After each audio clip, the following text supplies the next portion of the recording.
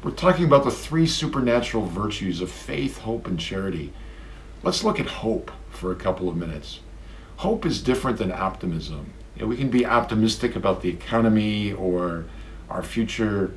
Optimism is kind of just this blind conviction that things are just going to somehow naturally get better. But hope is something very different.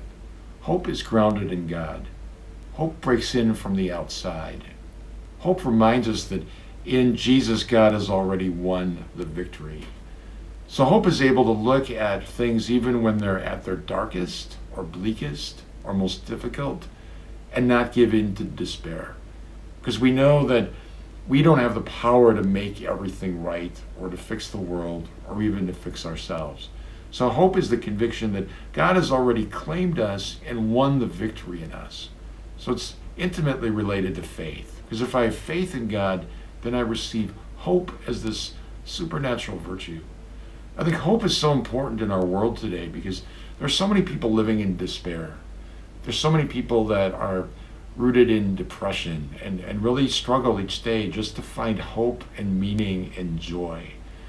So when I'm facing difficulties, I try to imagine what it will be like if God lets me into heaven and one day I'm there in this absolute ecstasy of joy and love and peace. And to have hope that that's the ultimate destiny and meaning of my life gives me strength in the battle of now. So when we feel life's burdens, when we're really laden with a heavy cross, we need to look at God and know that in the end, He wins. Love always wins. And the hope we have in Jesus' resurrection imbues us with that power of going forward, even in the darkest moments. So think of Blessed Mother at the foot of the cross. In that darkness of Good Friday, when Jesus seemed deader than dead and had seemingly lost and his mission was destroyed, Mary stood rooted at the spot at the foot of the cross as this luminous messenger of hope that she carried within her heart, the hope of the resurrection.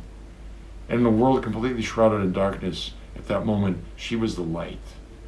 May we be the light of hope for others, that we know where we're going, we know that God has won the victory, we've read the book of Revelation, and we know how it all turns out. So there's no reason for us to fall into permanent despair or even sadness, because we know that God wins in us.